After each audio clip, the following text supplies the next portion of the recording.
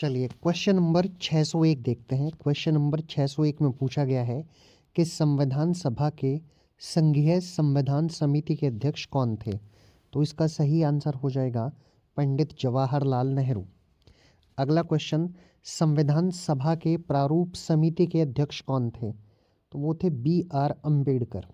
अगला क्वेश्चन, संविधान सभा के प्रांतीय संविधान समिति के अध्यक्ष कौन थे। तो प्रांतीय के थे सरदार वल्लभ भाई पटेल। आप एक चीज को याद रखेंगे कि जब भी संघ की बात की जाएगी संघीय संविधान समिति के अध्यक्ष तो वो थे नेहरू, और प्रांतीय संविधान समिति के अध्यक्ष की बात की जाएगी तो वो थे सरदार वल्लभ भाई पटेल। आप इसको एक तरीके से और याद रख सकते हैं कि भारत के प्रथम प्रधानमंत्री यानी संघ के जो सर्वे सर्वा कह सकते हैं, संघ के जो प्रधानमंत्री थे वो थे नेहरू, और प्रांतों को जोड़ने का काम सरदार वल्लभ भाई पटेल ने किया था, और वो पहले गृह मंत्री भी थे। तो इस तरह आप याद रखेंगे इन दोनों क्वेश्चन को। चलिए आगे चलते हैं। ये सवाल दोबारा आ गया है कि संविधान सभा के संघ समिति के अध्यक्ष जवाहरलाल नेहरू। अगला क्वेश्चन देखते हैं, संविधान सभा के मौलिक अधिकारी एवं अल्पसंख्यकों संबंधी परामर्श समिति के अध्यक्ष कौन थे। मौलिक अधिकारों के जो अध्यक्ष थे वो थे सरदार वल्लभ भाई पटेल। एक क्वेश्चन मैं आज आपसे पूछता हूँ, कमेंट बॉक्स में लिखना है आपको कि वल्लभ भाई पटेल को इस सरदार की उपाधि किसने दी थी, ये आपको बताना है कमेंट बॉक्स में। अगला क्वेश्चन, संविधान सभा के राष्ट्रध्वज संबंधी तदर्थ समिति के अध्यक्ष कौन थे। तो वो थे डॉक्टर राजेंद्र प्रसाद जी।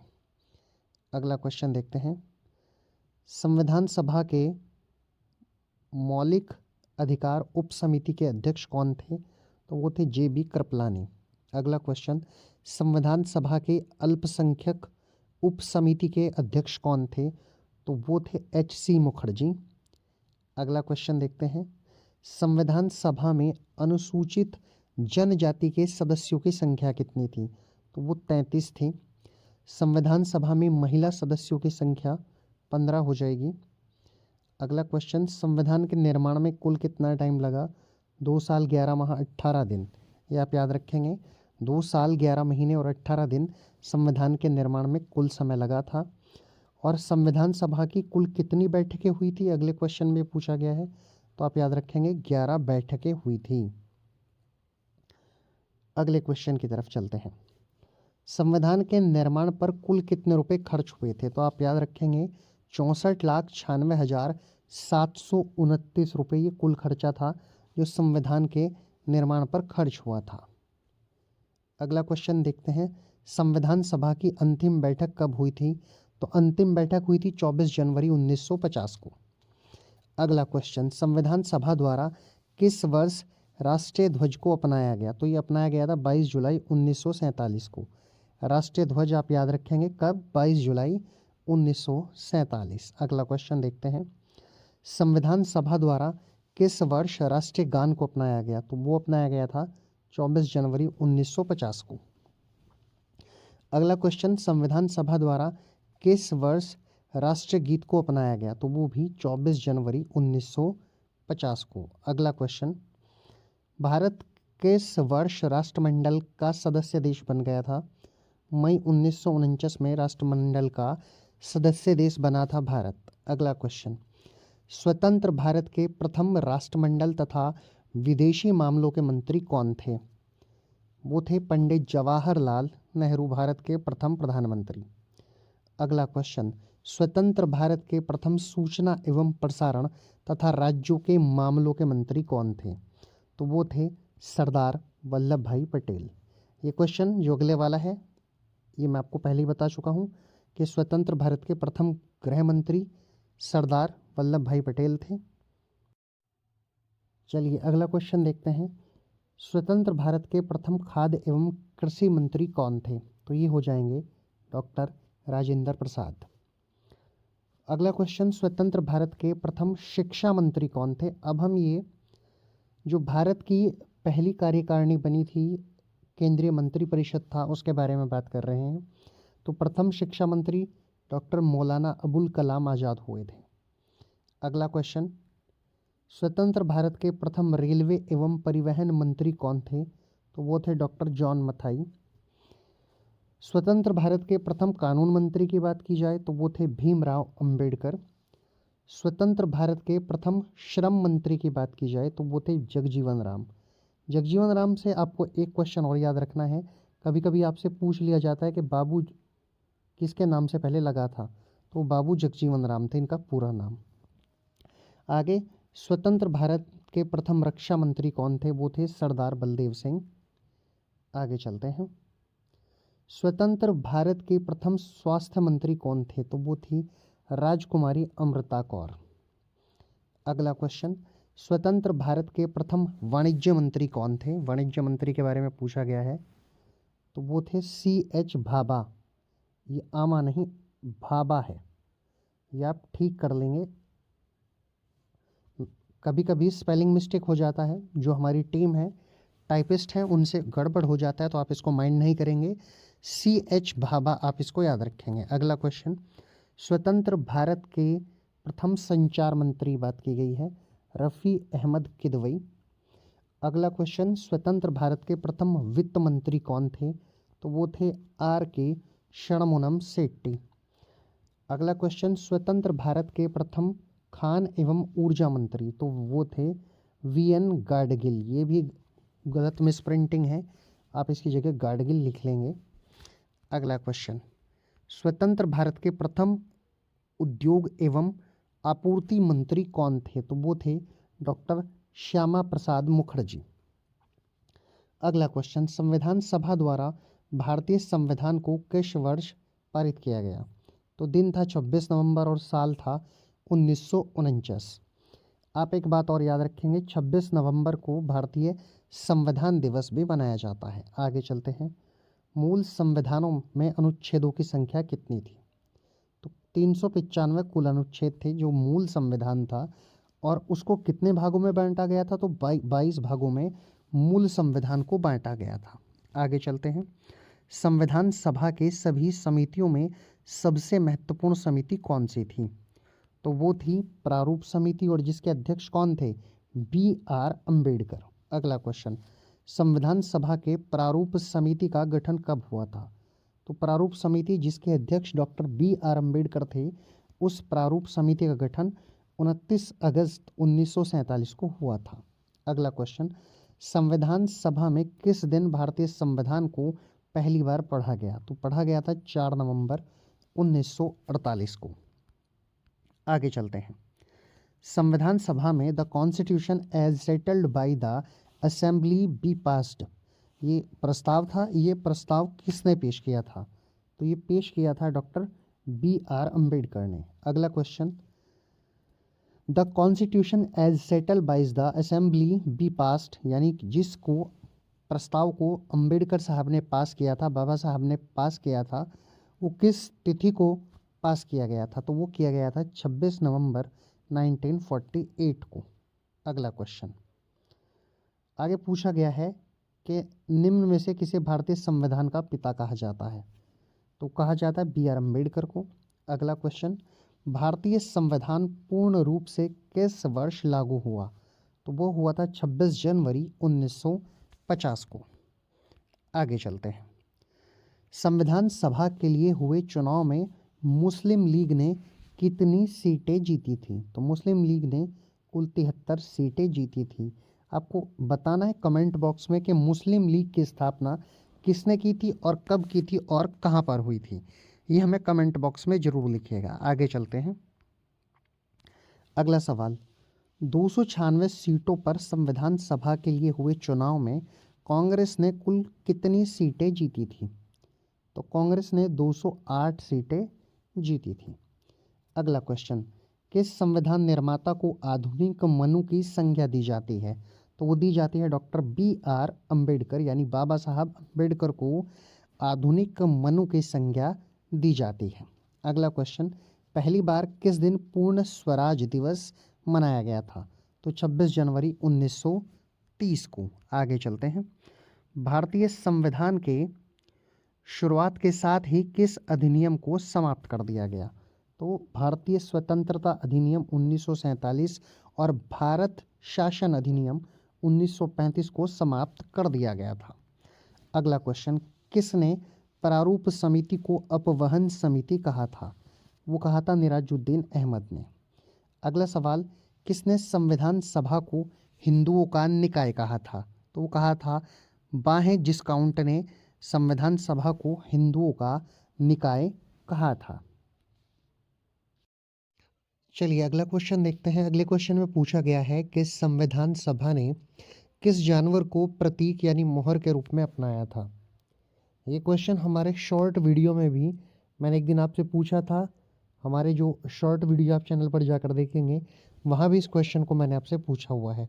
तो मोहर के रूप में जिस जानवर को अपनाया गया था वो हाथी था। अगले क्वेश्चन की तरफ चलते हैं। संविधान सभा के लिए संवैधानिक सलाहकार के रूप में किसे नियुक्त किया गया था? तो वो थे सर BN राव। अगला क्वेश्चन देखते हैं। संविधान सभा का सचिव किसे नियुक्त किया गया था? तो वो थे AVR आयंगर। अगला क्वेश्चन, संविधा के प्रमुख सुलेखक कौन थे? तो प्रेम बिहारी नारायण राय दादा, इन्होंने इस संविधान को सुलेखन किया था। अगला क्वेश्चन, भारतीय संविधान की किस शैली में लिखा गया था? जो भारतीय संविधान है उसको किस शैली में लिखा गया था? तो वो थी इटैलिक। अगला क्वेश्चन, भारतीय संविधान के मूल संस्करण का सौंदर्यीकरण और सजावट किसके द्वारा किया गया था? तो वो था शांति निकेतन के कलाकारों द्वारा, जिनमें मदन लाल बोस तथा राम मनोहर सिन्हा शामिल थे। अगला क्वेश्चन, संविधान के हिंदी संस्करण के सुलेखन किसने किया था? हिंदी संस्करण का सुलेखन किया था वसंत कृष्ण ने। अगला क्वेश्चन, मूल संविधान के हिंदी संस्करण का सौंदर्यीकरण और सजावट किसके द्वारा की गई? तो वो की थी नंदलाल बोस ने। चलिए आगे चलते हैं। हम कॉन्स्टिट्यूशन के बेसिक क्वेश्चनों को देख रहे हैं। डोमिनियन विधानमंडल के रूप में संविधान सभा की पहली बैठक हुई थी, कब हुई थी ये बताना है। तो वो हुई थी 17 नवंबर 1947 को। अगला क्वेश्चन, डोमिनियन विधानमंडल के रूप में संविधान सभा की पहली बैठक की अध्यक्षता किसने की थी? तो वो की थी GV मावलंकर जी ने। अगला क्वेश्चन, विश्व का सबसे लंबा लिखित संविधान किस देश का है? तो विश्व का सबसे लंबा लिखित संविधान भारत का है। अगला क्वेश्चन देखते हैं। भारतीय संविधान का अधिकांश भाग किस अधिनियम से लिया गया है? तो वो था भारत शासन अधिनियम 1935। अगला क्वेश्चन देखते हैं। भारतीय संविधान में संघीय व्यवस्था न्यायपालिका, ये न्यायपालिका है, इसको आप ठीक करेंगे, ये न्यायपालिका लिखा हुआ है।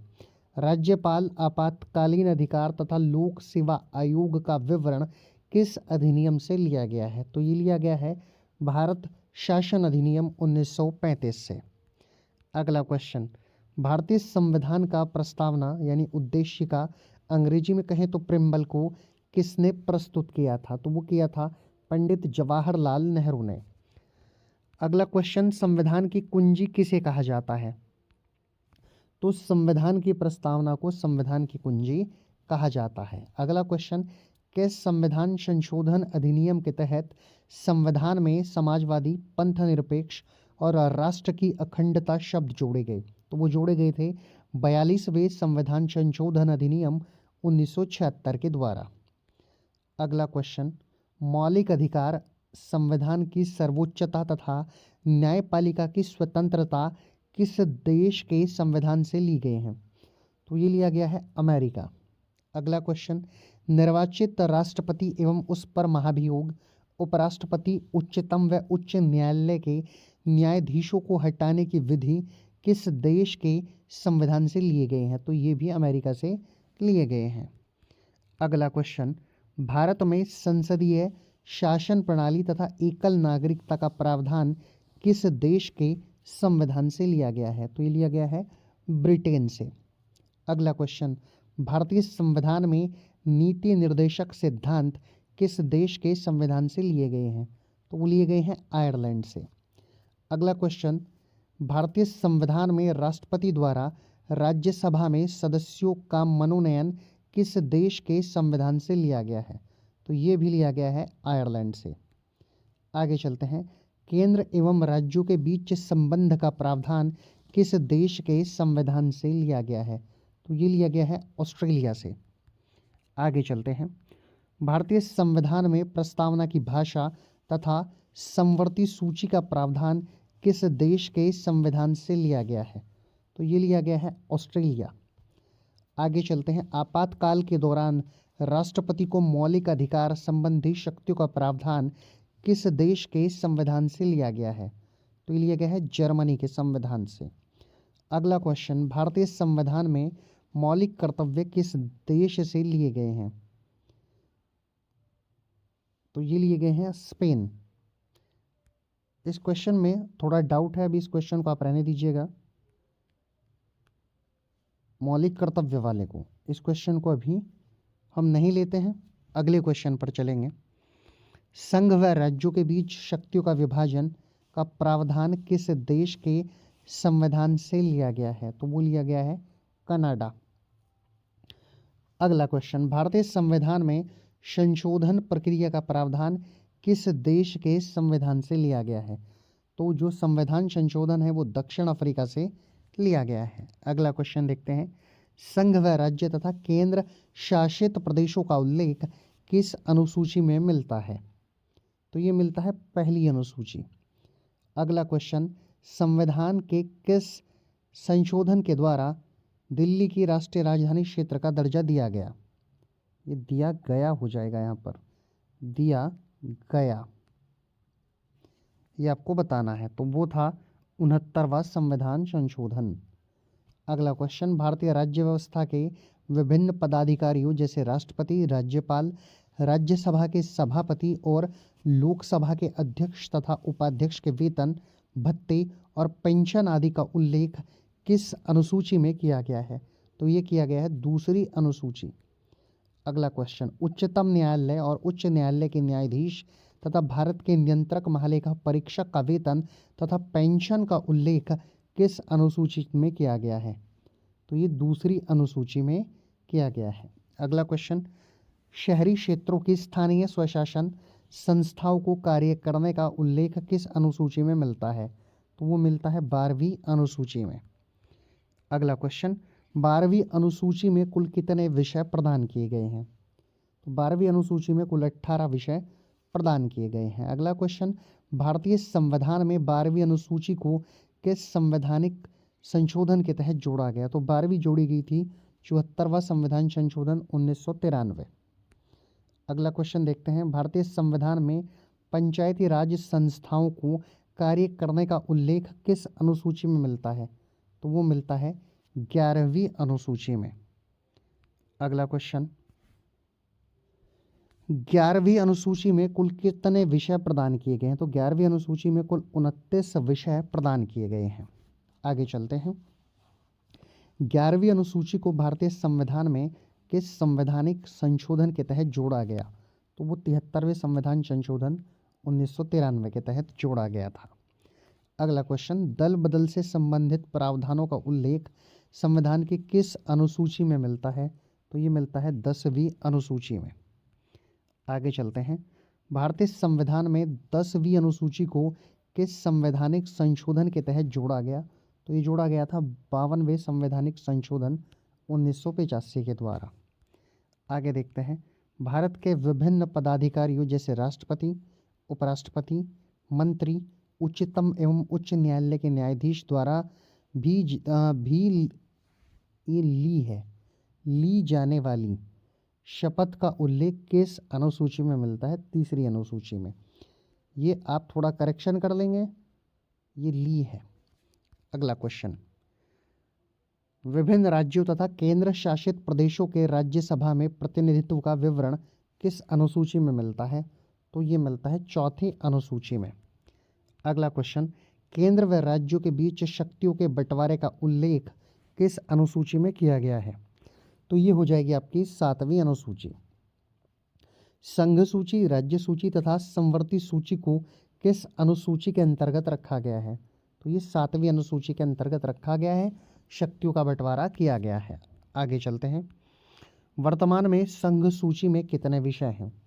तो अब 100 विषय हैं, परंतु पहले इसमें कितने थे? 97 विषय थे। आगे चलते हैं। राज्य सूची के विषय के बारे में पूछा गया है। अब 61 हैं और इसमें पहले 66 थे। संवर्ती सूची में पूछा गया है, पहले 52 थे और अब 47 है। आगे चलते हैं। अगला क्वेश्चन, किस सूची में दिए गए विषय पर सिर्फ केंद्र सरकार कानून बना सकती है? तो वो है संघ सूची के विषय पर। अगला क्वेश्चन, किस सूची में दिए गए विषय पर केंद्र और राज्य दोनों सरकार कानून बना सकती है, परंतु विषय समान होने पर केंद्र सरकार का कानून मान्य होगा? तो वो है संवर्ती सूची। आगे चलते हैं। किस अनुसूची में अनुसूचित क्षेत्रों और अनुसूचित जनजाति के प्रशासन और नियंत्रण के बारे में उल्लेख मिलता है? तो ये है 5वीं अनुसूची। अगला क्वेश्चन, संविधान लागू होने के समय 8वीं अनुसूची में कितनी भाषाओं को शामिल किया गया था? तो 14 और वर्तमान में 22 भाषा है। जब संविधान लागू हुआ था तो 8वीं अनुसूची में 14 भाषाएं थी और अब 22 भाषाओं का विवरण संविधान की 8वीं अनुसूची में मिलता है। चलिए क्वेश्चन नंबर 701 देखते हैं। क्वेश्चन नंबर 701 में कहा गया है कि सिंधी भाषा को किस संविधान संशोधन के तहत 8वीं अनुसूची में जोड़ा गया? ये ओढ़ा गया नहीं, जोड़ा गया है। और वो संविधान संशोधन था 21वां संवैधानिक संशोधन 1967। अगले क्वेश्चन की तरफ चलते हैं। अगले क्वेश्चन में पूछा गया है कि कोंकण, मणिपुरी तथा नेपाली भाषा को किस संवैधानिक संशोधन के तहत 8वीं अनुसूची में जोड़ा गया? तो वो था 71वां संविधान संशोधन 1992। अब आपको एक क्वेश्चन का आंसर कमेंट बॉक्स में देना है कि जो हमारी 8वीं अनुसूची है उसमें कुल कितनी भाषाएं हैं, ये हमें कमेंट बॉक्स में जरूर लिखिएगा। अगले क्वेश्चन की तरफ चलते हैं। मैथिली, संथाली, डोगरी तथा बोडो भाषा को किस संवैधानिक संशोधन के तहत 8वीं अनुसूची में जोड़ा गया? तो ये था 92वां संवैधानिक संशोधन। आगे चलते हैं। भारतीय संविधान में 9वीं अनुसूची को किस संवैधानिक संशोधन के तहत जोड़ा गया था? तो ये था प्रथम संवैधानिक संशोधन 1951। अगले क्वेश्चन की तरफ चलते हैं। वर्तमान में 9वीं अनुसूची में कुल कितने अधिनियम हैं? तो ये हो जाएगा 284। अगला क्वेश्चन, स्वतंत्र भारत के भाषा के आधार पर गठित होने वाला पहला राज्य कौन सा था? तो वो आंध्र प्रदेश था जो भाषा के आधार पर गठित हुआ था। और कब हुआ था? 1953 में। आगे चलते हैं। संविधान सभा के अध्यक्ष डॉक्टर राजेंद्र प्रसाद ने भाषा के आधार पर राज्यों के पुनर्गठन के लिए किसकी अध्यक्षता में 4 सदस्यीय आयोग की नियुक्ति की थी? तो वो थे एस.के. धर। ये देख सकते हैं एस.के. धर, ये घर लिखा हुआ है, ये सही है धर, एस.के. धर। आगे चलते हैं। 1953 में गठित राज्य पुनर्गठन आयोग के अध्यक्ष कौन थे? तो वो थे फजल अली। अगला क्वेश्चन, भारत में क्षेत्रीय परिषद का गठन किसके द्वारा किया जाता है? तो क्षेत्रीय परिषद का जो गठन है वो राष्ट्रपति करते हैं। अगला क्वेश्चन, राष्ट्रपति द्वारा गठित क्षेत्रीय परिषद का अध्यक्ष कौन होता है? तो क्षेत्रीय परिषद का अध्यक्ष केंद्रीय गृह मंत्री और राष्ट्रपति द्वारा मनोनीत कोई भी केंद्रीय मंत्री होता है। आगे चलते हैं। वर्तमान में भारत में कितने क्षेत्रीय परिषद हैं? तो ये हैं उत्तर क्षेत्रीय परिषद, मध्यवर्ती क्षेत्रीय परिषद, पूर्वी क्षेत्रीय परिषद, पश्चिमी क्षेत्रीय परिषद तथा दक्षिणी क्षेत्रीय परिषद। आप इसे ऐसे भी समझ सकते हैं, उत्तर का भी है, दक्षिण भी है, पूरब भी है और पश्चिम भी है और एक मध्य में भी है। आगे चलते हैं। उत्तर क्षेत्रीय परिषद का मुख्यालय कहाँ है? तो उत्तर का नई दिल्ली में है और मध्यवर्ती का अब इलाहाबाद, जिसे अब प्रयागराज कहा जाता है, वहाँ पर है। पूर्वी कोलकाता में और पश्चिमी क्षेत्रीय परिषद का मुख्यालय मुंबई में। और दक्षिण की बात की जाए तो चेन्नई, यानी कि दक्षिण भारत में। इनको एक बार फिर से समझ लीजिए, ऐसे समझ लीजिए, उत्तर का जो है वो अपना दिल्ली में है, मध्य का जो है वो अपना प्रयागराज में है, पूर्व की बात की गई है तो कोलकाता में है, पश्चिम की बात की गई है तो मुंबई में है, और दक्षिण की बात की गई है तो चेन्नई में है। ऐसे इस क्वेश्चन को आप समझ लीजिए। कुल मिलाकर 5 जो हैं वो परिषदें हैं। क्षेत्रीय परिषदों की संख्या यदि पूछी जाए तो वो हो जाएगी 5, 4 दिशाओं की और 1 मध्य की। आगे चलते हैं। नीति निर्देशक तत्व का उल्लेख संविधान के किस भाग में किया गया है? तो भाग 4 में किया गया है। अगला क्वेश्चन, नीति निर्देशक तत्व उल्लेख संविधान के किस अनुच्छेद में किया गया है? तो अनुच्छेद 30 से लेकर अनुच्छेद 51 तक किया गया है। अगला क्वेश्चन, मौलिक अधिकार का उल्लेख संविधान के किस भाग में किया गया है? तो वो किया गया है भाग 3 में। अगला क्वेश्चन, मौलिक अधिकार का उल्लेख संविधान के किस अनुच्छेद में किया गया है? तो मौलिक अधिकार अनुच्छेद 12 से लेकर 35 तक दिए गए हैं। आगे चलते हैं। मूल कर्तव्यों का उल्लेख संविधान के किस भाग में किया गया है? ये क्वेश्चन आपसे पूछा गया है, तो वो किया गया है अनुच्छेद 4 कै में। अगला क्वेश्चन, मूल कर्तव्यों का उल्लेख संविधान के किस अनुच्छेद में किया गया है? तो मूल कर्तव्य किए गए हैं 51 कै में। आगे चलते हैं। संघ का उल्लेख संविधान के किस भाग में मिलता है? भाग 5 में मिलता है। अब संघ का उल्लेख अगले क्वेश्चन में पूछा गया आपसे कि संविधान के किस अनुच्छेद में मिलता है? तो ये मिलता है 52 से 151 तक। आगे चलते हैं। राज्य का उल्लेख संविधान के किस भाग में मिलता है? राज्य का मिलता है भाग 6 में। अब ऐसे ही राज्य का अनुच्छेद भी पूछा गया है कि किस अनुच्छेद में मिलता है, तो मिलता है अनुच्छेद 152 में। अगला क्वेश्चन, संघ एवं राज्यों का उल्लेख संविधान के किस भाग में मिलता है? तो संघ और राज्यों का उल्लेख भाग 1 में। और फिर अगले क्वेश्चन में अनुच्छेद पूछा गया है। देखिए, इन क्वेश्चनों को मैंने बिल्कुल सीरियल वाइज लगाया गया है इन क्वेश्चनों को, यानी पहले तो आपसे पूछा जाएगा भाग के बारे में, फिर नीचे आपसे पूछा जाएगा अनुच्छेद के बारे में। पिछले 8 से 10 क्वेश्चन आपने ऐसे ही देखे हुए हैं। तो ये इससे क्या होगा, चलिए वो भी मैं आपको बता देता हूँ।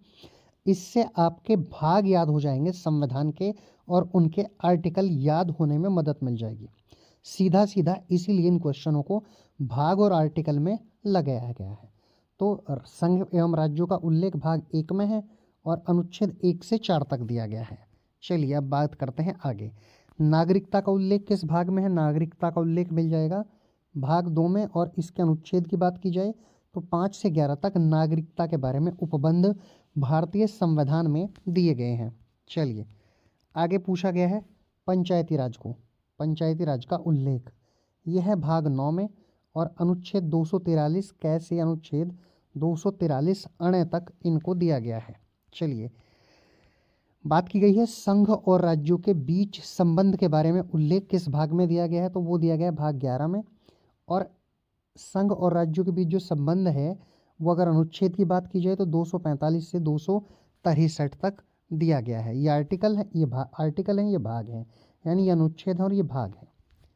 आगे चलते हैं। भारत में निर्वाचन संबंधी उल्लेख संविधान के किस भाग में किया गया है? तो निर्वाचन संबंधी भाग 15 में। अब निर्वाचन का आर्टिकल दिया गया होगा नीचे, तो वो 324 से 329 तक, ये भी आप याद रखेंगे। यानी भारत में निर्वाचन संबंधी उल्लेख संविधान के किस अनुच्छेद में किया गया है? आगे चलते हैं। भारतीय संविधान में संविधान संशोधन संबंधी उल्लेख किस भाग में मिलता है? तो मिलता है भाग 20 में।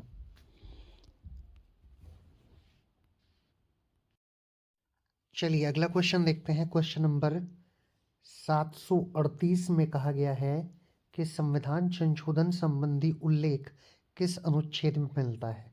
तो मिलता है अनुच्छेद 368 में। अगला क्वेश्चन देखते हैं। हिंदी को भारत की राजभाषा के रूप में कब स्वीकार किया गया था? तो वो किया गया था 14 सितंबर 1949 को। इसीलिए 14 सितंबर को हिंदी दिवस मनाया जाता है। आगे चलते हैं। भारतीय संविधान के किस अनुच्छेद में राजभाषा के संबंध में व्यवस्था की गई है? तो वो की गई है अनुच्छेद 343 से अनुच्छेद 351 तक। आगे चलते हैं। किस अनुच्छेद के तहत हिंदी भारत की राजभाषा है? तो वो है 343 क्लोज 6। अगला क्वेश्चन देखते हैं, बाह्य आक्रमण के फलस्वरूप किस अनुच्छेद के तहत राष्ट्रपति भारत में आपातकाल की घोषणा कर सकता है? तो वो है अनुच्छेद 352। आप स्क्रीन पर देख रहे होंगे, 352 के तहत आपातकाल की घोषणा की जा सकती है। अगला क्वेश्चन है, राज्यों में राष्ट्रपति शासन का उल्लेख संविधान के किस अनुच्छेद में किया गया है? तो वो किया गया है अनुच्छेद 356 में। अगला क्वेश्चन देखते हैं, भारत का राष्ट्रपति किस अनुच्छेद के वित्तीय आपातकाल की घोषणा कर सकता है? किस अनुच्छेद के अंतर्गत? यहाँ पर एक शब्द छूट जाता है, किस अनुच्छेद के अंतर्गत भारत का राष्ट्रपति वित्तीय आपातकाल की घोषणा कर सकता है? तो वो है अनुच्छेद 368। एक क्वेश्चन आपको कमेंट बॉक्स में छापना है, आपको बताना है कि भारत में अब तक कितनी बार वित्तीय आपातकाल लग चुका है। चलिए अगले क्वेश्चन की तरफ चलते हैं, पंचायती राज संस्थाओं के निर्वाचन हेतु कौन उत्तरदायी है? तो वो है राज्य का निर्वाचन आयोग। अगला क्वेश्चन देखते हैं, भारत में पंचायती राज अधिनियम कब लागू हुआ? 25 अप्रैल 1993। अगला क्वेश्चन, सर्वप्रथम पंचायती राज व्यवस्था कहाँ लागू की गई थी? तो एक नागौर है जो राजस्थान में पड़ता है, इसका एक गांव पड़ता है बद्री नामक गांव से इसकी शुरुआत हुई थी। आगे चलते हैं, किसकी सिफारिश पर भारत में त्रिस्तरीय पंचायती राज व्यवस्था की स्थापना की गई? तो वो था बलवंत राय मेहता समिति के सिफारिश पर त्रिस्तरीय पंचायती राज प्रणाली की शुरुआत की गई थी। अगला क्वेश्चन देखते हैं, पंचायती राज व्यवस्था की सबसे छोटी इकाई क्या है? तो सबसे छोटी इकाई है ग्राम पंचायत। अगला क्वेश्चन देखते हैं, दो स्तरीय पंचायती राज व्यवस्थाओं का सुझाव किसने दिया था? तो वो समिति थी अशोक मेहता समिति, जिसने द्विस्तरीय पंचायती राज व्यवस्थाओं का सुझाव दिया था।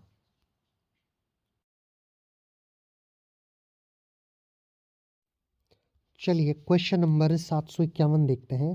क्वेश्चन नंबर 751 में पूछा गया है कि पंचायत स्तर पर राज्य सरकार का प्रतिनिधित्व कौन करता है? इसका सही आंसर है ग्राम प्रधान। अगला क्वेश्चन देखते हैं, पंचायती राज विषय किस सूची में है? ये आपसे पूछा गया है, तो वो राज्य सूची में है। अगला क्वेश्चन, पंचायत चुनाव के लिए उम्मीदवार की आयु कितनी होनी चाहिए? तो वोट डालने के लिए 18 वर्ष और चुनाव लड़ने के लिए ग्राम पंचायत का 21 वर्ष आयु कम से कम होनी चाहिए। आगे चलते हैं, ग्राम पंचायतों की आय का स्रोत क्या है? तो ग्राम पंचायतों की जो आय है उसका स्रोत है मेला व बाजार कर। आगे चलते हैं, किसी राज्य की कार्यपालिका की शक्ति किस में निहित होती है? तो कार्यपालिका की शक्ति राज्य की बात की जाए तो वो होगी राज्यपाल में। आगे चलते हैं, राज्यपाल की नियुक्ति कौन करता है? तो राज्यपाल की नियुक्ति राष्ट्रपति के द्वारा की जाती है। अगला क्वेश्चन, राज्यपाल को पद व गोपनीयता की शपथ कौन दिलवाता है? तो जिस राज्य का भी राज्यपाल है उस राज्य का मुख्य न्यायाधीश यानी कि हाईकोर्ट का मुख्य न्यायाधीश जो होगा वो पद व गोपनीयता की शपथ दिलवाएगा। आगे चलते हैं, किसी व्यक्ति को हटाने प्रावधान संविधान में नहीं है, तो राज्यपाल को हटाने के लिए कोई प्रावधान संविधान में नहीं दिया गया है। आगे चलते हैं, अगला क्वेश्चन, राज्यपाल का कार्यकाल कितने वर्षों का होता है? तो राज्यपाल का कार्यकाल, ये आप देख सकते हैं स्क्रीन पर, 5 वर्षों का होता है। अगला क्वेश्चन, राज्यपाल का वेतन भत्ता किस कोष से आता है? तो वो राज्य की संचित निधि से जो राज्यपाल का वेतन और भत्ता है वो आता है। अगला क्वेश्चन, राज्य सरकार का संवैधानिक प्रमुख कौन होता है? तो वो होता है राज्यपाल। अगला क्वेश्चन, राज्यपाल पद हेतु न्यूनतम आयु कितनी होती है? तो वो होती है 35 वर्ष। आगे चलते हैं, राज्यपाल अपना त्यागपत्र किसे देता है? तो राज्यपाल अपना जो त्यागपत्र है वो राष्ट्रपति को देगा। अगला क्वेश्चन, राज्यपाल विधानसभा में कितने आंग्ल भारतीयों की नियुक्ति कर सकता है? तो वो हो जाएगा 1। अगला क्वेश्चन देखते हैं, राज्यपाल सोने के पिंजरे में निवास करने वाली चिड़िया के समान है, ये वाक्य किसने कहा था?